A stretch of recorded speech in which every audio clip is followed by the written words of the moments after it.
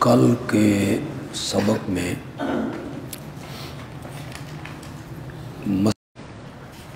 جس کا تعلق انسان کی زبان اور قول سے ہے، جیسے دعا مانگنا، پکارنا،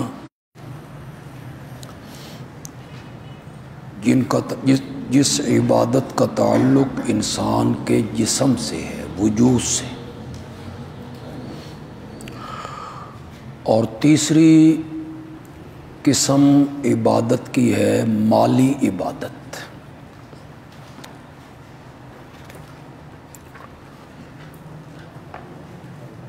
جس کا تعلق دولت سے، مال سے، فصلوں سے، جانوروں سے، اناج سے، جیسے زکوٰۃ دینا، عشر نکالنا، فطرانہ دینا، صدقہ دینا، خیرات کرنا، حج کرنا، قربانی دینا۔ نظر اور نیاز بھی اسی مالی عبادت کا حصہ ہے۔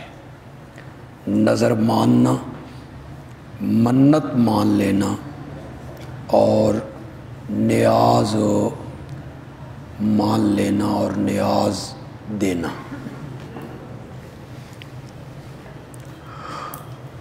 عبادت کی ان تین قسموں کو کئی جگہوں پہ ذکر کیا۔ التحیات للہ والصلوات والطیبات، میری قولی عبادت اللہ کے لیے، والصلوات میری بدنی عبادت اللہ کے لیے، والطیبات اور میری مالی عبادت بھی اللہ کے لیے۔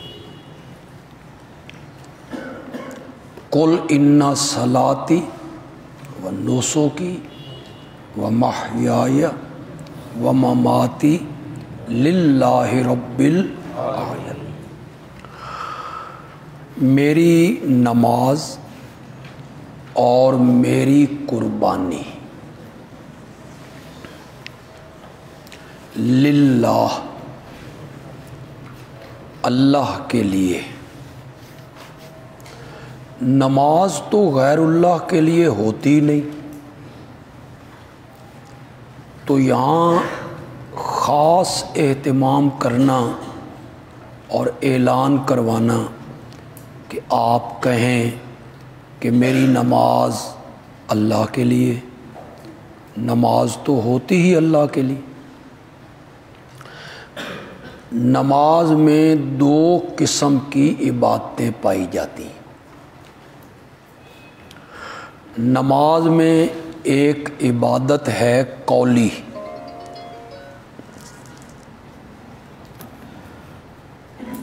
سبحان ربی الاعلی، سبحان ربی العظیم، یہ قولی عبادت ہے۔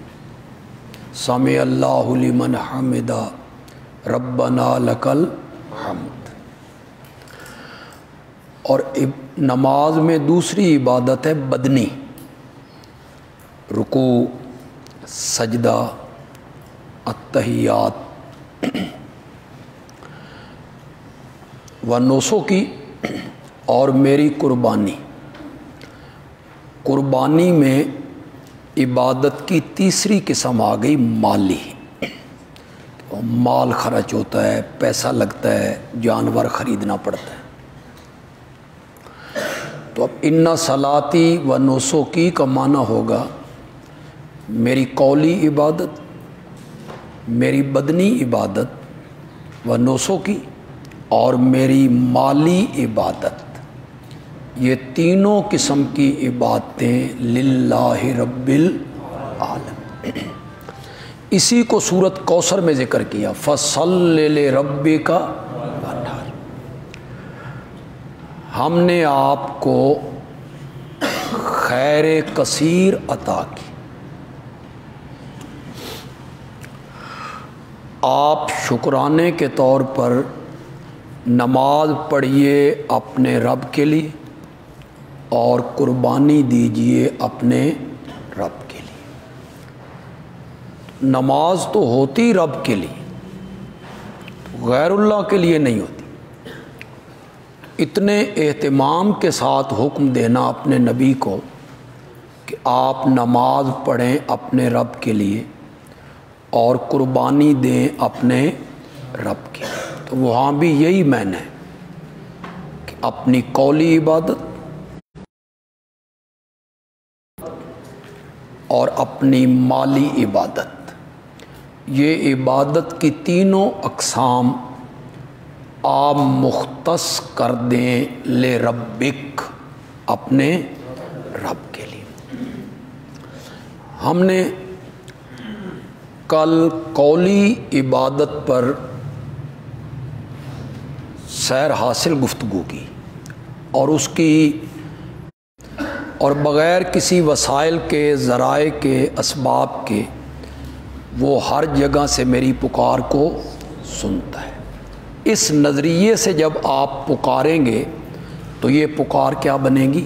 عبادت۔ الدعاء هو العبادہ، الدعاء مخ العبادہ، وقال ابن عباس الدعاء افضل العبادہ۔ یہ وضاحت اس لیے ضروری ہے کہ لوگ دھوکہ دیتے ہیں، عوام کو فریب میں مبتلا کر دیتے۔ میں نے خود ایک مولوی صاحب کی تقریر سنی۔ مولوی تو شاید انہیں کہنا مولویت کی توہین ہو، ایسے لوگ مولوی کہلانے کے مستحق نہیں ہیں، جو تحریف کریں، غلط مفہوم قرآن کی آیتوں کے بیان کریں۔ وہ کہہ رہے تھے کہ ہمیں یہ کہا جاتا ہے کہ غیر اللہ کو نہیں پکارنا چاہیے، اس پر دلیل کوئی نہیں، غیر اللہ کی پکار پر کوئی دلیل نہیں۔ تو کہتا ہے دلیل میں دے دیتا ہوں۔ دلیل انہوں نے یہ دی کہ حضرت ابراہیم علیہ السلام کو اللہ نے کہا 4 پرندے لے لو، انہیں ذبح کر لو، ان کی بوٹیاں بنا لو، ایک دوسرے سے مکس کر لو، اور پھر مختلف پہاڑوں پر، مختلف جگہوں پر ان کا گوشت رکھ دو، ثم ادعوہن، پھر ان پرندوں کو پکارو، ثم ادعوہن، پھر ان پرندوں کو پکارو۔ انہوں نے اس سے ثابت کیا کہ حضرت کو نہیں دیکھ رہا اور وہ مجھے دیکھ رہا، اور بغیر وسائل کے میری پکار کو سنتا ہے، تو یہ پکار کیا ہے؟ عبادت ہے، عبادت ہے۔ اور عبادت حق صرف کس کا ہے؟ عبادت صرف اللہ کا حق ہے۔ دیکھیں ایک بات جو مولوی کہتے ہیں یعبدون، یہ جتنے مفسر ہیں وہ یدعون کا معنی کیا کر دیتے ہیں؟ تو یہ جو مشرکین اور مبتدعین ہیں غیر اللہ کو پکارنے والے، وہ کہتے ہیں کہ یہ تدعون جو ہے نا، یہ پکار نہیں ہے، عبادت، اللہ کے سوا کسی کی عبادت کرنا غلط ہے۔ کہ یدعو اس کا معنی انہوں نے یعبد کیا، تدعون اس کا معنی انہوں نے تعبدون کیا۔ مفسرین ایسا کیوں کرتے ہیں؟ آ گئی سمجھ میں آ گیا جی؟ وہ بتانا چاہتے ہیں کہ پکار کی 2 قسمیں ہیں، ایک ما تحت الاسباب ہے، یہ عبادت نہیں ہے، اور ایک ما فوق الاسباب ہے، اس نظریے سے پکارنا کہ جس کو میں پکار رہا ہوں وہ میری پکار کو غائبانہ سن رہا ہے، تو یہ پکار جو ہے یہ کیا ہے؟ عبادت ہے، عبادت۔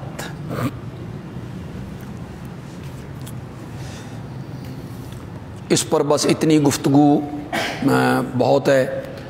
ایاک نعبد و ایاک نستعین پر آپ نے کچھ بحث پڑھی۔ ہمارے حضرت مولانا حسین علی الوانی رحمۃ اللہ علیہ وہ فرماتے ہیں کہ سارے قرآن کا جو دعویٰ ہے، خلاصہ ہے، نچوڑ ہے، مغز ہے، عرق ہے، وہ ہے سورۃ زمر میں، فَاعْبُدِ اللَّهَ مُخْلِصًا لَهُ الدِّينَ، پس عبادت کر اللہ کی، خالص کرنے والے اس کے لیے پکار۔ یعنی بتایا یہ کہ پکار ہی عبادت ہے۔ زمر میں فَاعْبُدِ اللَّهَ اور حامیم مومن میں فد۔ مولانا حسین علی رحمۃ اللہ علیہ فرماتے ہیں کہ اللہ نے ان دونوں صورتوں کے دعووں کو فاتحہ کی ایک آیت میں بند کر دی ہے۔ زمر کا دعویٰ بیان کیا ایاک نعبد میں، اور حامیم مومن کا دعویٰ بیان کیا ایاک نستعین میں۔ تو عبادت کی سب سے اعلیٰ قسم جو ہے فوق ولا یضرک، غیر اللہ کی پکار سے منع کیا جا رہا ہے۔ ان کو مت پکاریے جن کے ہاتھ میں آپ کا نفع اور آپ کا نقصان نہیں ہے۔ وَأَنَّ الْمَسَاجِدَ لِلَّهِ فَلَا تَدْعُوا مَعَ اللَّهِ أَحَدًا، مسجدیں اللہ کے لیے ہیں، فَلَا تَدْعُوا مَعَ اللَّهِ أَحَدًا، اللہ انظر حالنا، یا رسول اللہ اسمع قالنا، یہ فرنٹ پہ لکھا ہوا ہے محرابوں پہ، یا رسول اللہ اسمع قالنا، یا رسول اللہ انظر حالنا، یا شیخ عبد القادر جیلانی شیئا للہ۔ اللہ اکبر، کیا میں نے اس کا کسی، یہ میری آواز فیس بک کے ذریعے، شیخ عبد القادر جیلانی تجھے اللہ کا واسطہ ہے تو دے، یہ معنی ہے اس کا۔ شیخ عبد القادر جیلانی سے مانگا جا رہا ہے، کس کا واسطہ دے کے؟ اللہ کا۔ میں اپنے ان دوستوں سے کہوں گا، بڑے درد دل سے کہوں گا کہ تمہیں تو یہ پڑھایا گیا ہے کہ ہم مانگتے تو اللہ سے ہیں، بزرگوں کا واسطہ دے کے پڑھایا تمہیں یہ گیا ہے کہ ہم مانگتے اللہ سے ہیں، بزرگوں کا واسطہ دیتے ہیں، لیکن یہاں ہمارے پیچھے نماز نہیں پڑھتے تھے، وہ دوسری مسجد میں جاتے تھے۔ پھر وہ سعودی عرب چلے گئے۔ جب سعودی عرب گئے تو عربی کچھ سوجھ بوجھ ہو آ گئی، کچھ بول چال عربی انہیں آگے، پڑھے لکھے وہ پہلے تھے تو عربی انہیں سمجھ آ گئی۔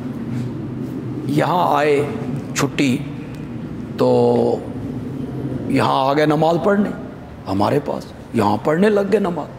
تو انہوں نے خود مجھے بتایا کہ میں سعودیہ سے آیا تو میں اس مسجد میں گیا، اس کے ماتھے پہ لکھا ہوا تھا یا شیخ عبد القادر جیلانی شیئا للہ۔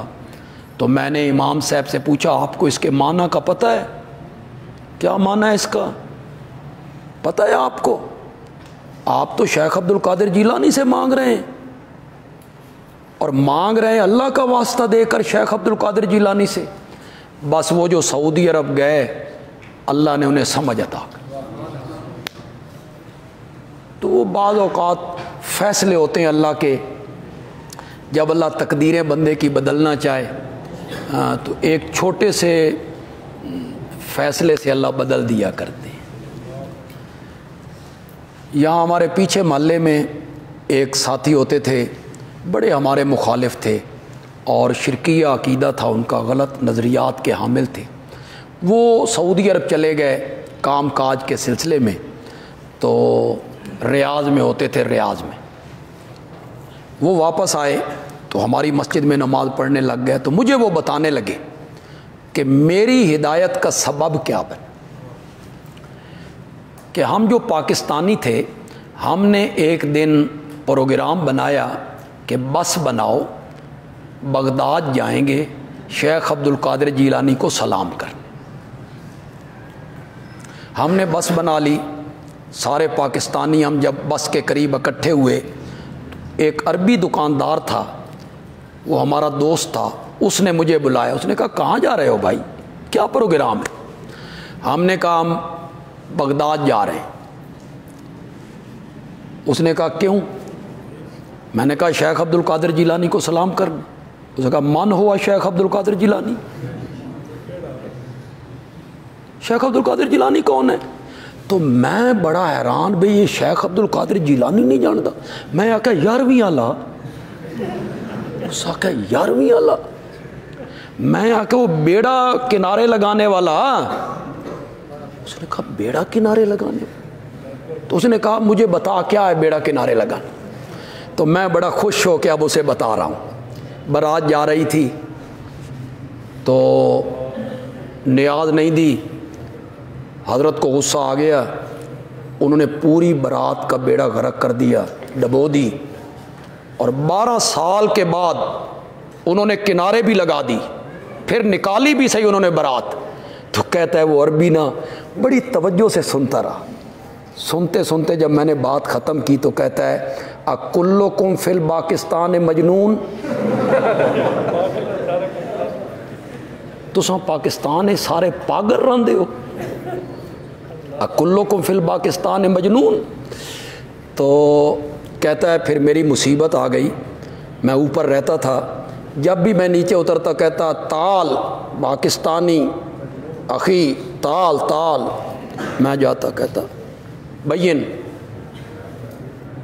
پھر سنا مجھے بھائی وہ کس طرح بیڑا انہوں نے غرق کیا تھا اور پھر کس طرح انہوں نے بیڑا کنارے لگایا تھا.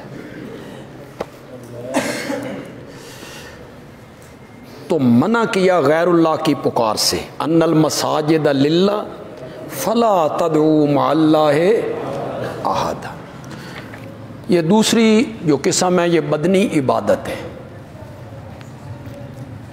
اس میں سب سے اعلیٰ قسم ہے سجدہ کرنا، اپنی پیشانی زمین پہ ٹکا دینا. سجدہ نام ہے پیشانی کا زمین پہ رکھ دینا. سبحان ربی الاعلیٰ پڑھنے کا نام تو سجدہ نہیں ہے نا. تو سجدہ، رکوع، قیام، طواف، اعتکاف، مجاورت. اعتکاف مجاورت ہے نا. یہ سب بدنی عبادتیں ہیں اور اس نظریے سے کی جاتی ہیں کہ جس ہستی کے لیے میں اعتکاف کر رہا ہوں وہ مجھے دیکھ رہا ہے اور میں اس کو نہیں دیکھ رہا. میں مجاورت کروں گا، اس کے گھر میں بیٹھوں گا تو وہ خوش ہوگا، نفع پہنچا سکتا ہے. تو یہ سب بدنی عبادتیں ہیں اور یہ خاص ہیں کس کے لیے؟ اللہ کے لیے. اور تیسری قسم جو عبادت کی ہے وہ مالی ہے، جس کا تعلق مال سے. ایک بات جو میں آپ کو یہاں سمجھانا چاہوں گا، شاید اس سے پہلے کسی نے اس کی طرف توجہ آپ کو نہ دلائی ہو. معاشرے میں شرک فعلی عام ہے. اس کو ہم شرک فعلی کہتے ہیں نا. فعل میں شرک، عمل میں شرک. مثلا سجدہ کرنا یہ شرک کون سا ہے؟ فعلی. نظر دینا شرک فعلی. نیاز دینا شرک فعلی. طواف کرنا شرک فعلی. قبر کو، مزار کو، چوکھٹ کو چومنا شرک فعلی. یہ فعلی شرک ہے، عملی. معاشرے میں عملی شرک زیادہ ہے. جگہ جگہ آپ دیکھ رہے ہیں قبریں پوجی جا رہی ہیں، عرضیاں لٹکائی جا رہی ہیں، لوگ قبروں پہ سجدہ ریز ہو رہے ہیں، جھک رہے ہیں، طواف کر رہے ہیں، دیگیں پکائی جا رہی ہیں، تقسیم ہو رہی ہیں، چادریں چڑھائی جا رہی ہیں. شرک عملی اور فعلی معاشرے میں زیادہ ہے، لیکن قرآن شرک فعلی کی تردید کم کرتا ہے. آپ محسوس کریں گے عملی شرک کی تردید قرآن کم کرتا ہے. قرآن زیادہ تردید کرتا ہے شرک اعتقادی کی. جو شرک کہاں ہوتا ہے؟ عقیدے میں. عقیدے میں اس کی قرآن اتنی تردید کرتا ہے کہ سارا قرآن ہی اس سے بھرا پڑا ہے. صرف 4 جگہوں پہ کہا ہے غیر اللہ کی نیاز حرام ہے، صرف 4 جگہوں بس. سجدہ اللہ کا کرو 3-4 جگہوں پہ کہو. سورج چاند ستاروں کو سجدہ نہ کرو 1-2 جگہوں پہ کہا، اللہ لا خیر سل. طواف اللہ کے گھر کا کرو 3-4 جگہوں پہ کہا. تو اس کی تردید، عملی شرک جو ہے اس کی تردید قرآن کم کرتا ہے۔ عقیدے کا جو شرک ہے، شرک اعتقادی، اس کی قرآن تردید زیادہ کرتا ہے۔ کیا؟ اللہ کے سوا عالم الغیب کوئی نہیں، اللہ کے سوا مختار کل کوئی نہیں، اللہ کے سوا متصرف الامور کوئی نہیں، اللہ کے سوا نافع اور ضار کوئی نہیں، اللہ کے سوا معطی اور مانع کوئی نہیں، اللہ کے سوا معز اور مذل کوئی نہیں۔ عالم الغیب صرف اللہ ہے، مختار کل صرف اللہ ہے، خالق رازق مالک متصرف صرف اللہ ہے، قادر قدیر مقتدر صرف اللہ ہے۔ یہ ذہن بناتا ہے قرآن اور نکالتا ہے ذہنوں سے اللہ کے سوا عالم الغیب کوئی نہیں، حاضر ناظر کوئی نہیں، مختار کل کوئی نہیں، متصرف کوئی نہیں، مالک کوئی نہیں۔ اس کی بہت زیادہ قرآن تردید کرتا ہے، جگہ جگہ پورا قرآن بھرا ہوا ہے۔ اس کی وجہ کیا ہے؟ اس کی وجہ یہ ہے کہ عملی شرک جو ہے یہ نتیجہ ہے شرک اعتقادی کا۔ عمل میں شرک تب آتا ہے جب پہلے شرک کس میں آئے؟ عقیدے میں۔ عملی اور فعلی شرک، شرک اعتقادی کا نتیجہ ہے۔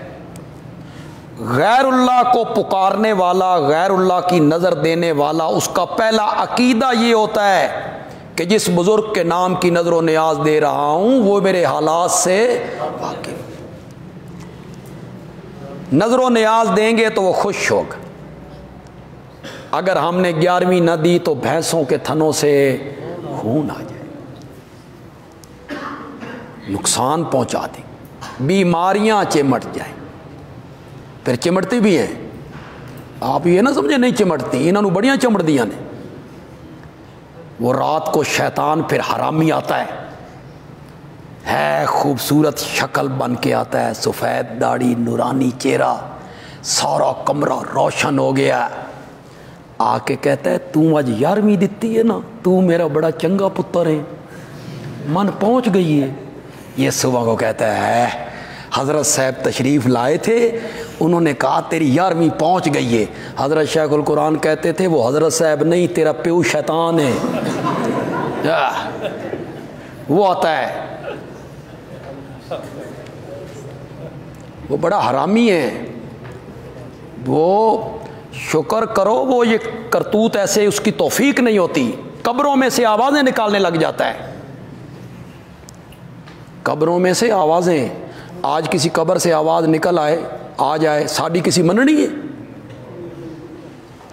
اشاعت والے کہتے ہیں جی سن دے نہیں، بول دے نہیں، او ویکھو آواز آ رہی۔ یہ ایسا حرامی ہے۔ حضرت شاہ عبد القادر محدث دہلوی رحمۃ اللہ علیہ نے کسی آیت پہ لکھا، آیت میرے ذہن میں نہیں ہے، شیطان اپنا ایک خوبصورت سا نام رکھ کر اپنے آپ کو پجواتا ہے۔ جی، شیطان اپنا ایک خوبصورت سا نام رکھ کے اپنے آپ کو پجواتا ہے۔ کسی جگہ پہ بیٹھ گیا نا، خوبصورت شکل بنائی، تصویر بنائی، پھر جنات وہ سارے جتنے شیطان باقی ہیں وہ آنے لگ گئے، بابا یہ میرا بیٹا بیمار ہے، ٹھیک۔ دوسرا آ گیا، یہ میرا بیٹا بھی بیمار ہے، ٹھیک۔ ارد گرد کے لوگوں نے دیکھا بے بابے دی چھوچو، بڑا وہ لوگ آنے لگ گئے، وہ کہتا ہے میں بیٹھا ہی تواڈے واسطے۔ پھر اس کی گدی چمکنے لگ گئی، پھر وہ مصنوعی طور پہ مر گیا، اس کا وہاں مزار بن گیا۔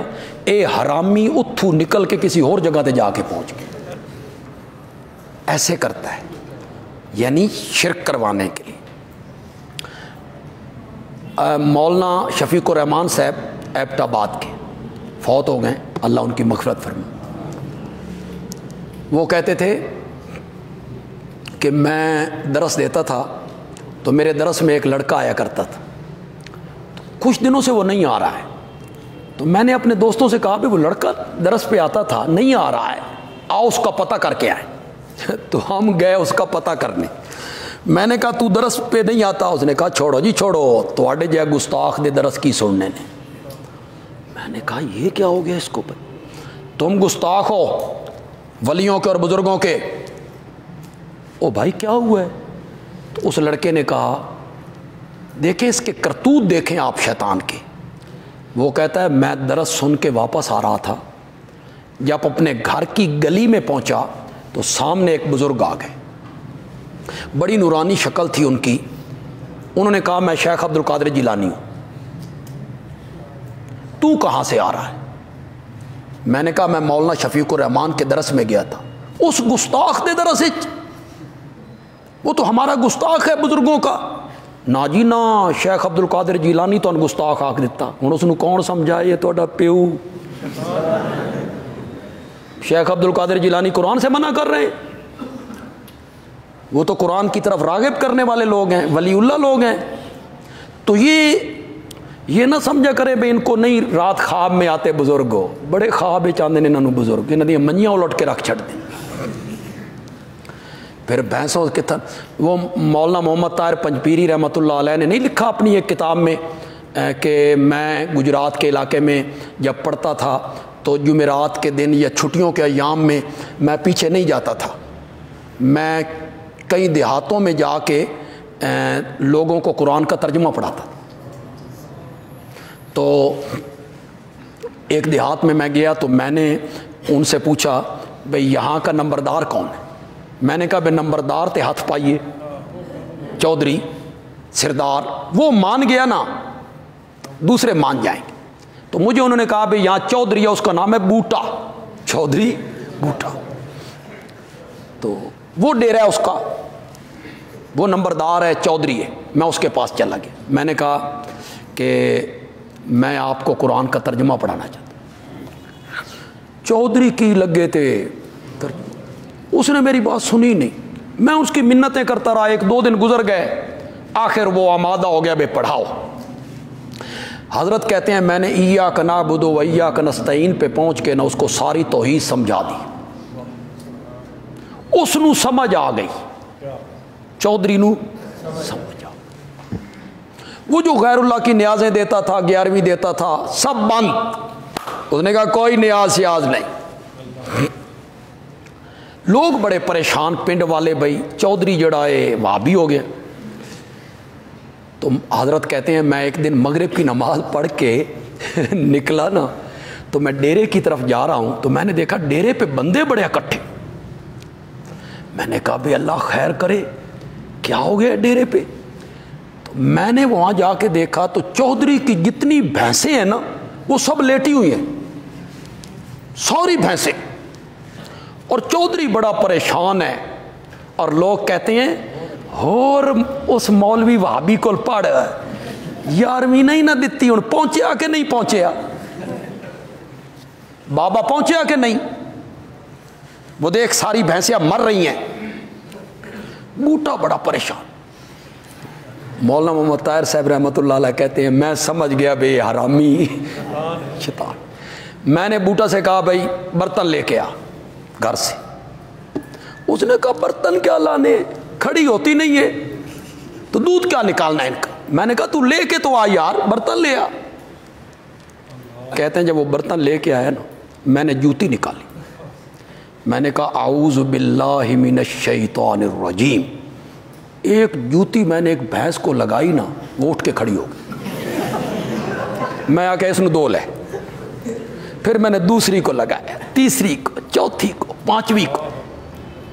وہ تو تھا یہ حرامی شیطان، ساری کارستانی اس کی تھی نا، یہ سب کرتوت کر رہا تھا۔ تو مولانا کہتے ہیں سارا پنڈ میرا مرید ہو گیا، ان نے آکھا ایک کرامت ہے اس دی، وہ میری کرامت کا قائل ہو گیا۔ تو یہ اس طرح کے کرتوت کرتا ہے۔ یہ انکار نہ کیا کریں بھائی ان کو خواب میں نہیں آتے، بڑے آتے ہیں انہیں خواب میں۔ اور وہ حرامی ابلیس جو ہے نا، ان کے شرکیہ اعمال کی رات کو آ کے تائید کرتا ہے۔ ہاں، شیخ القرآن کی زبان آپ کو سناؤں تو وہ کہتا ہے تو میرا بڑا چنگا پتر ہے، تو اے کام کیتا، اساں تیرے تے بڑے راضی۔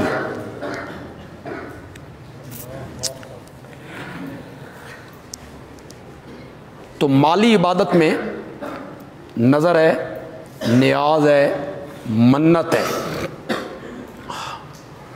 ہماری فقہ حنفی کی جو کتابیں ہیں، آپ بحر الرائق دیکھ لیں، بحر الرائق نے لکھا النظر عبادت والعبادت لغیر اللہ کفر صریح و شرک کبیح۔ نظر کیا ہے؟ عبادت ہے۔ النظر عبادت والعبادت لغیر اللہ کفر۔ یہ جو نظر کا لفظ ہے اسے فارسی میں نیاز کہتے ہیں جی، دونوں کا معنی ایک ہے، عربی میں اس کو نظر کہہ دیں گے اور فارسی میں اس کو کیا کہہ دیں گے؟ نیاز کہہ دیں گے۔ یہ اپنے مال میں سے، دودھ میں سے، اناج میں سے، پیداوار میں سے بطور نظر اور نیاز حصہ نکالنا ہے تو وہ صرف کس کے نام کا نکالنا؟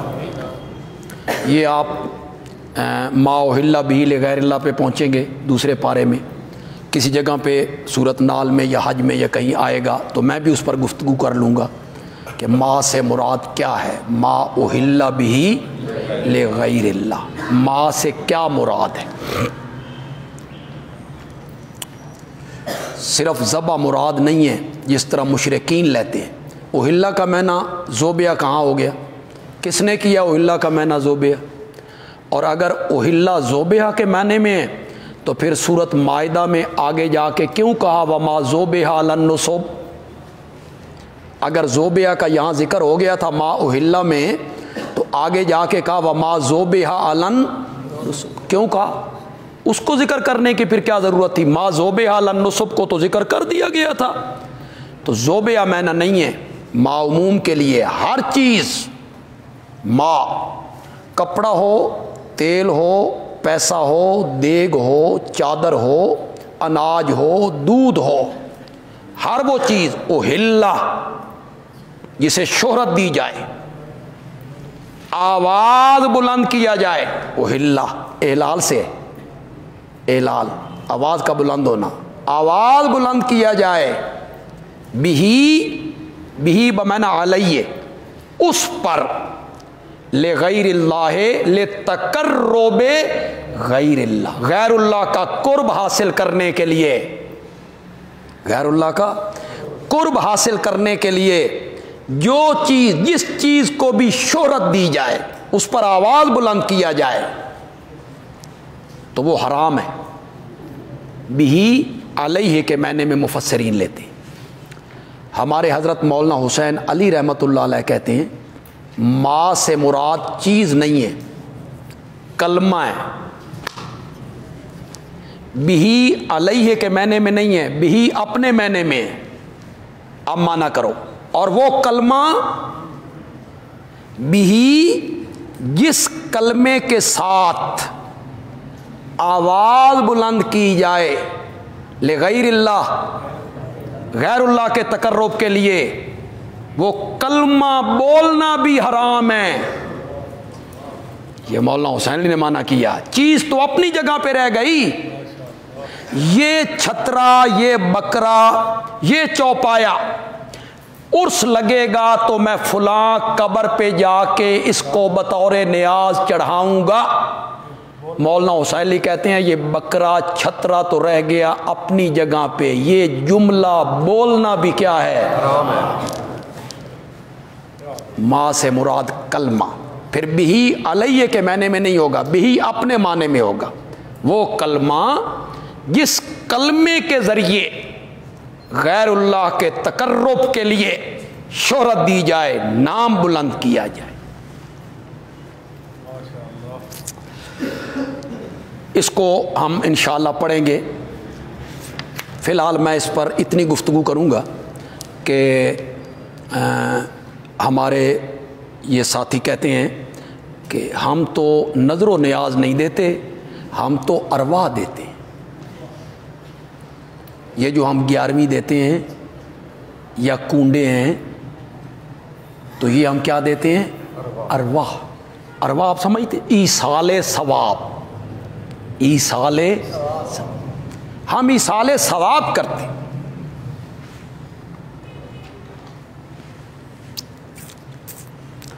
ہم نے کہا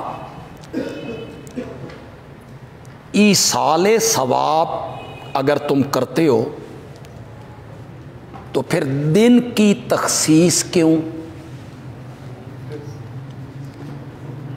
اگر ایصال ثواب تمہارا مقصود ہے تو پھر شخصیت کی تخصیص کیوں؟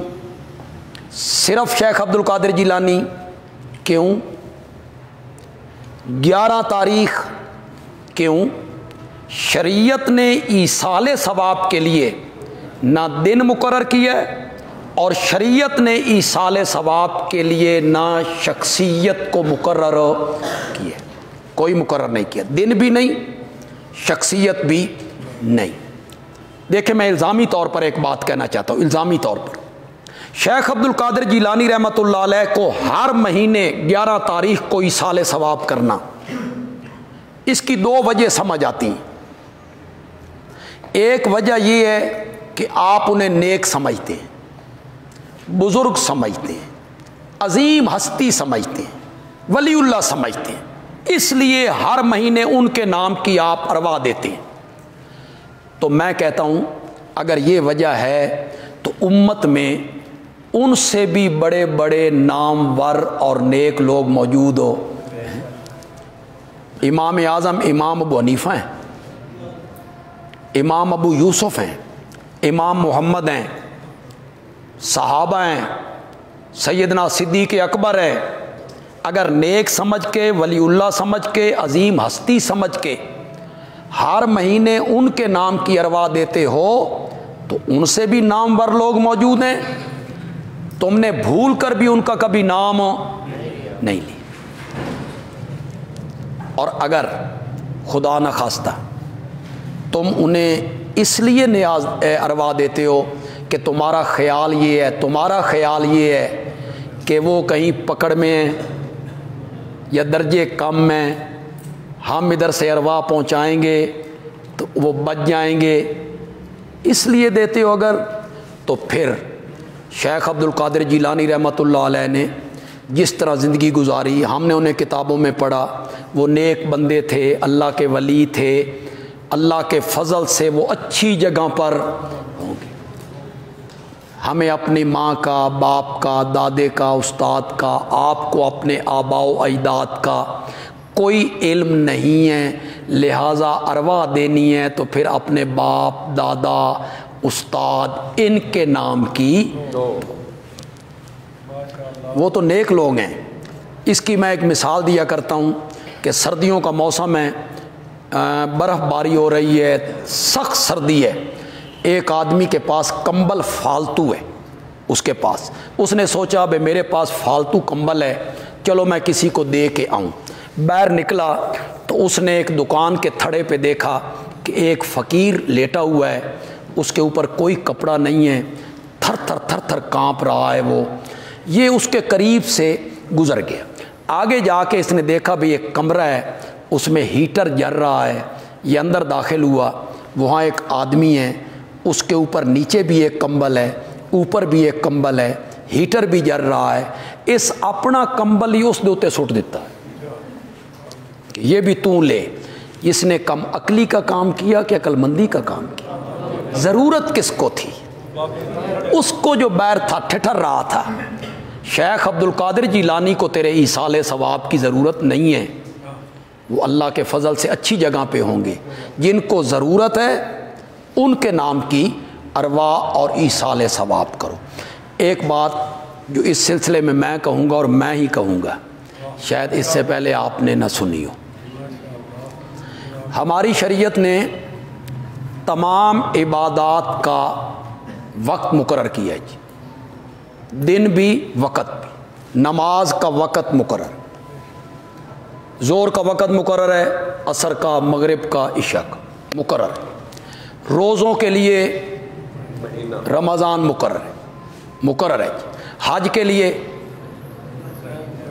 دن مقرر ہے جی، 8 ذی الحج کو آپ نے عمرے کا احرام، حج کا احرام باندھا، اس کے دن مقرر ہے، اس سے آگے پیچھے حج نہیں ہو سکتا۔ رمضان کے روزے ہیں، اس سے آگے پیچھے آپ فرضی روزے نہیں رکھ سکتے۔ نماز کا ٹائم شریعت نے مقرر کیا ہے، ان ٹائموں میں آپ نماز پڑھیں۔ زکوٰۃ کے لیے ہماری شریعت نے کوئی وقت مقرر نہیں کیا جی، کوئی مہینہ مقرر نہیں۔ سال گزر جائے تو تیری مال پر زکوٰۃ لازم ہے، سال گزر جائے۔ سال نہ گزرے تو آئندہ 4 سالوں کی زکوٰۃ دینا چاہے دے دے، ہر سال اس کا حساب کرتا رہا، منہا کرتا رہے۔ اپنی زکوٰۃ نکال کے الگ رکھ دے، کوئی ضروری نہیں کہ آج ہی دے، تھوڑی تھوڑی کر کے جب تیرا دل لائے دیتا رہے۔ نہیں مقرر کیا وقت زکوٰۃ کا، نہ مہینہ نہ وقت نہ دن۔ کیوں؟ ہماری شریعت نے فقیر کا لحاظ رکھا۔ کس کا؟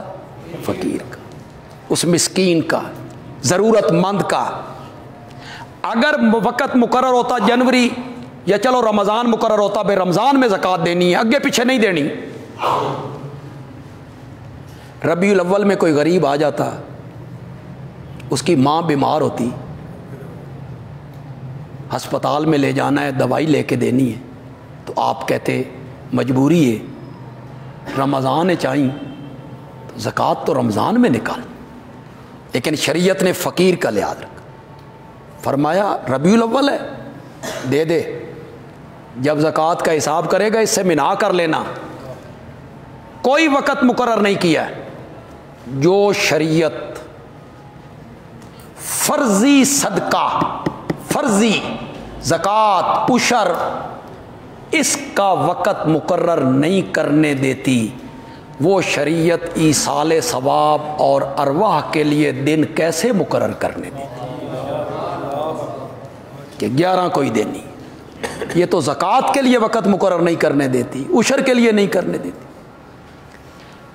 3 تاریخ کو ایک بندہ آ جائے، وہ کہے میری ماں بڑی بیمار ہے جی، تے دوائی نہ ملی تے مر جائے گی، بندہ جواب میں کہے ہون تے نہیں جی، تو 11 تاریخ نو آویں، میں پھر ارواح دینی ہے تے 11 تو پہلے تے میں نہیں دینی۔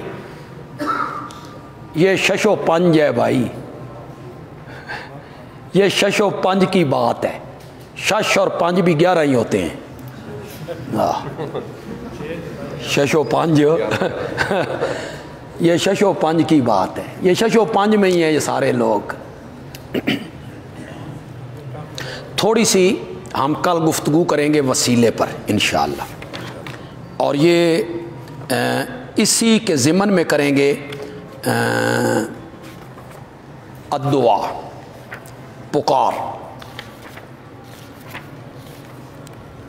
پکار کے ضمن میں ہم وسیلے پہ گفتگو کرنا چاہیں گے۔ عبادت کی کتنی قسمیں؟ 3۔ ان میں پہلی قسم کوئی تھی قولی عبادت، پکار، مصائب میں، حاجات میں اور تکلیفوں میں اللہ کو پکارنا۔ اسی کے ضمن میں ہم وسیلے کی گفتگو کرنا چاہتے ہیں، اسی سے ہم اس کو جوڑنا چاہتے ہیں۔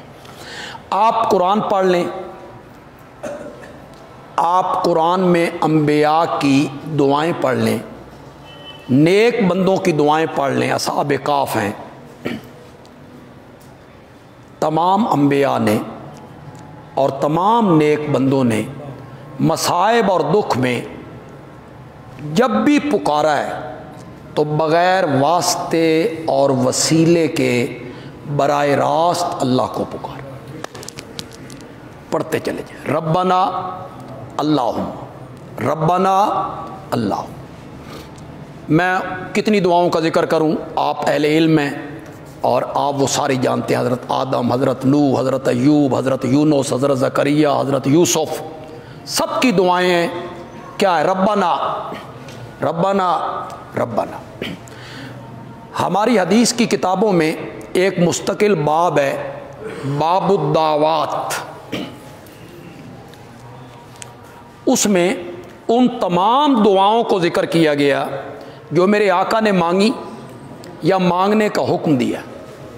باب الدعوات، گھر میں داخل ہوتے ہوئے، گھر سے نکلتے ہوئے، مسجد میں آتے ہوئے، نکلتے ہوئے، چاند دیکھتے ہوئے، سفر پہ نکلتے ہوئے، سفر سے واپس آتے ہوئے، قضائے حاجت کے لیے جاتے ہوئے، قضائے حاجت سے واپس آتے ہوئے، کھانا کھانے سے پہلے، کھانا کھانے کے بعد، بازار میں جاتے ہوئے، بازار سے نکل، سب دعائیں اس میں ذکر ہیں جی، باب الدعوات میں، اور تمام حدیث کی کتابوں نے اس کو نقل کیا۔ خدا گواہ ہے، جتنی دعائیں میرے آقا نے مانگی یا امت کو سکھائیں، کسی ایک میں بھی وسیلے اور واسطے کا کوئی ذکر نہیں۔ ہر دعا ربنا اور ہر دعا اللہم، ڈائریکٹ اور براہ راست ربنا ربنا ربنا کے ساتھ۔ مسئلہ یہ بن گیا کہ وسیلے کا جو لفظ ہے یہ اردو میں بھی استعمال ہوتا ہے اور عربی میں بھی استعمال ہوتا ہے، الوسیلہ عربی میں، اور اردو میں بھی وسیلے کا لفظ استعمال ہوتا ہے۔ مصیبت یہ بن گئی، لوگوں نے عربی والے وسیلے کو اردو والے وسیلے کے مفہوم میں سمجھ لیا، ذریعہ، ذریعہ چھت پہ چڑھنا ہو تو سیڑھی، بڑے افسر کو ملنا ہو تو چھوٹے افسر کی سفارش، اس معنی میں سمجھ لیا، یہ مسئلہ بن گیا۔ حالانکہ اردو میں جو وسیلے کا لفظ ہے اس کا الگ مفہوم ہے، اور عربی میں جو الوسیلے کا لفظ ہے اس کا الگ، دونوں کے مفہوم میں فرق ہے، لیکن لوگ اس فرق کو عام طور پہ سمجھتے نہیں ہیں اور اس سے مغالطہ ہو جاتا ہے۔ یہ جو حکمت کا لفظ ہے، حکمت کا، یہ عربی میں بھی استعمال ہوتا ہے، ادعو الی سبیل ربک بالحکمت، اور یہ حکمت کا لفظ اردو میں بھی استعمال ہوتا ہے، ایک معنی میں۔ ادعو الی سبیل ربک بالحکمت کا کیا معنی ہے بھائی؟ حکمت نال بلا۔ کئی لوگ تو یہ بھی معنی کرتے ہیں للڑ قسم کے، وہ کہتے ہیں سانپ بھی مر جائے لاٹھی، یہ گڑ دینے بندہ مردہ ہوئے تھے زہر ضرور دینا، یہ حکمت، حکمت سے بات کرو۔ انہوں نے وہ اردو والی حکمت سمجھ لی ہے۔ اردو میں حکمت کا الگ مفہوم ہے، طریقے سے بات کرنا، خوبصورت انداز سے بات کر لینا، یہ اردو میں حکمت کا مفہوم ہے، اور یہ بڑی اچھی بات ہے، یعنی یہ وصف اچھی ہے، بات حکمت سے کرو، گفتگو حکمت سے کرو۔ کہتے ہیں کسی بادشاہ کو خواب آیا کہ میرے سارے دانت گر گئے، خواب دیکھا، صبح اس نے تعبیر والوں کو بتایا، آؤ بھائی تعبیر دو، میں نے خواب دیکھا ہے میرے دانت گر گئے۔ ایک معبر ذرا تیز بنا، اس نے کہا تیرے خاندان کے سارے لوگ تیرے سامنے مر جائیں گے۔ اس نے جلاد کو بلایا، ادھر آؤ اس کی گردن قلم کر دو۔ اے میرے سارے خاندان نو مارو ہوئے، کہتا ہے تیرے سامنے مر جائیں گے۔ اب دوسرا معبر آیا، وہ پہلے کی حالت دیکھ چکا تھا، اس کے ساتھ کیا بنا ہے، اس نے کہا جی اس کی تعبیر یہ ہے کہ آپ اپنے تمام خاندان والوں سے بعد میں مریں گے۔ اس نے کہا اس کو انعام دے دو، کیوں؟ اس نے حکمت سے بات کی۔ یہ ہے حکمت اردو میں، ایسے طریقے سے بات کر لینا، مفہوم تو وہی تھا نا، لیکن اس نے بڑے خوبصورت طریقے سے اس کو ادا کی ہے۔ کسی کتاب میں نے اگلے دن پڑھا تھا کہ کسی بادشاہ نے اعلان کر دیا، کسی وجہ سے اعلان کر دیا، عورتیں سونے کے زیور پہن کے بازار میں مت نکلیں، مت آئیں عورتیں زیور پہن کے۔ عورتوں نے احتجاج کیا، دھرنا دے دی کہ ہمیں کیوں روکا جا رہا، زیور پہننے سے کیوں روکا جا رہا۔ بادشاہ کے لیے مسئلہ بن گیا۔ بادشاہ نے سوچا یو ٹرن لوں، حکم واپس لوں تو بےزتی ہو جائے گی، حکم واپس نہیں لیتے ہیں تو عورتیں تو چوک میں احتجاج کر رہے ہیں. تو کسی حکیم کو بلائیں, دانا بندے کو. اس نے کہا بادشاہ سلامت بات ہی کوئی نہیں, یہ تو بڑا آسان ہے. آپ اعلان کریں کسی خوبصورت عورت کو زیور پہن کر بازاروں میں آنے کی کوئی ضرورت نہیں. خوبصورت عورت کو, ہاں جو بدصورت ہے نا وہ اپنی بدصورتی چھپانے کے لیے پہن لیا کریں. سب عورتوں نے اتار دی. اب کون بدصورت بنے, کون اپنے اوپر دھبا لے کہ میں بدصورت ہوں. تو اس دانا نے حکمت سے بات کر دی. تو یہ ہوتی ہے حکمت سے بات کرنا. لیکن جو عربی میں حکمت کا مفہوم ہے نا, ادعو الی سبیل ربک بالحکمت, اس سے مراد ہے محکم دلائل. حکمت سے مراد وہ کیا ہے؟ محکم دلائل. تیرے موقف پر دلیل بڑی مضبوط ہونی چاہیے. ادعو الی سبیل ربک بالحکمت. تو یہ پرابلم ہو گیا کہ اردو میں جو لفظ استعمال ہوتا ہے لوگوں نے اسے عربی کا ہم معنی سمجھ لیا. وسیلہ اردو میں استعمال ہوتا ہے ذریعے کے معنی میں, ذریعہ. عربی میں الوسیلہ اس معنی میں استعمال نہیں ہوتا. آپ یقین کریں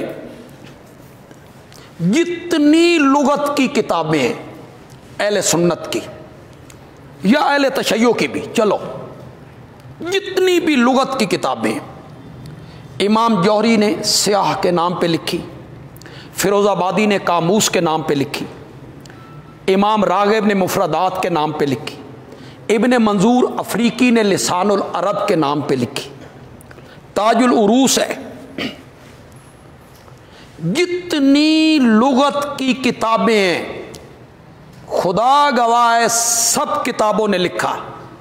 اور جتنے مفسر ہیں ابن جریر سے لے کر مزری تک, یہ مزری تو ماضی قریب کا ہے نا, رول معنی بھی ماضی قریب کا ہے اور مزری بھی. ابن جریر تو دوسری تیسری صدی کا ہے نا, ابن کثیر 6 صدی کے, امام رازی 7ویں صدی کے. یہ بڑے بڑے مفسر ہیں. جتنی تفسیریں ہیں ابن جریر سے لے کر مزری تک عربی میں, اور جتنی تفسیریں لکھی گئی ہیں اردو میں, شاہ عبد القادر محدث دہلوی, مولانا اشرف علی تھانوی, مولانا شبیر احمد عثمانی, مولانا احمد رضا خان بریلوی, مولانا مفتی محمد شفیع, مولانا ادریس کاندلوی, مولانا عبد الماجد دریابادی, پیر کرم شاہ بھیروی, جتنی بھی تفسیریں ہیں, غلام رسول سعیدی الطبیان کے نام پر اس نے تفسیر لکھی, بریلوی مکتب فکر کے ہیں, سب نے لکھا ہے الوسیلہ التقرب الی اللہ بالایمان وبالاعمال الصالح. ایمان کے ذریعے اور اعمال صالحہ کے ذریعے اللہ کے قریب ہونا, یہ ہے الوسیلہ.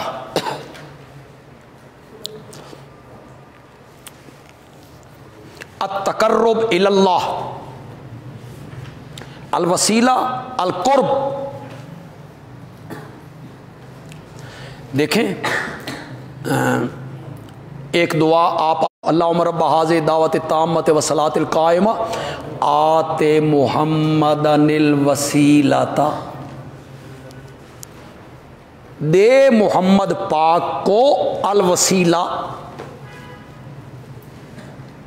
آپ نے فرمایا الوسیلہ جنت میں ایک منزل کا نام ہے جو سب سے بلند ہے, سب سے اعلیٰ ہے, اس سے اونچا کوئی مقام نہیں, صرف ایک بندے کو ملنی ہے. مجھے یقین ہے کہ وہ بندہ میں ہوں گا, اللہ مجھے دے گا. میری امت کے لوگوں میرے لیے دعا مانگا کرو, جس نے میرے لیے اس کی دعا مانگی اس کی شفاعت مجھ پر واجب ہو. وہ جو مقام. اب الوسیلہ کیا ہے جی؟ ایک مقام ہے. آتے محمد انل وسیلہ. الوسیلہ ایک جگہ ہے، ایک منزل ہے، ایک مقام ہے. اس کو الوسیلہ کیوں کہتے ہیں؟ اس کو الوسیلہ اس لیے کہتے ہیں کہ وہ اللہ کے عرش کے قریب ہے، اس لیے اس کا نام کیا پڑ گیا؟ الوسیلہ. اوپر اللہ کا عرش ہے اور نیچے وہ مقام ہے. تو پھر الوسیلہ کا جو لفظ عربی میں استعمال ہوا وہ کس میں معنی میں استعمال ہوا؟ قرب، التقرب، التوسل، التقرب، التوسل الی اللہ، التقرب الی اللہ بالایمان وبالاعمال الصالح. ایمان کے ذریعے اور اعمال صالحہ کے ذریعے اللہ کا کیا تلاش کرنا؟ قرب تلاش کرنا.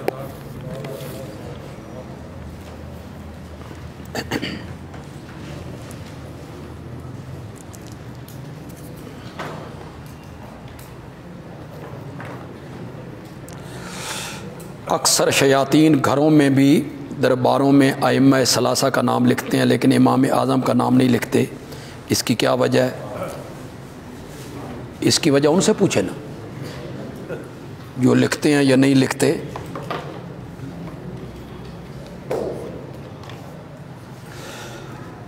ہمارا ایک دوست جہاد کے موضوع پر بہت بحث کرتا ہے، تھوڑا سا جہاد کے بارے میں آگاہ کریں.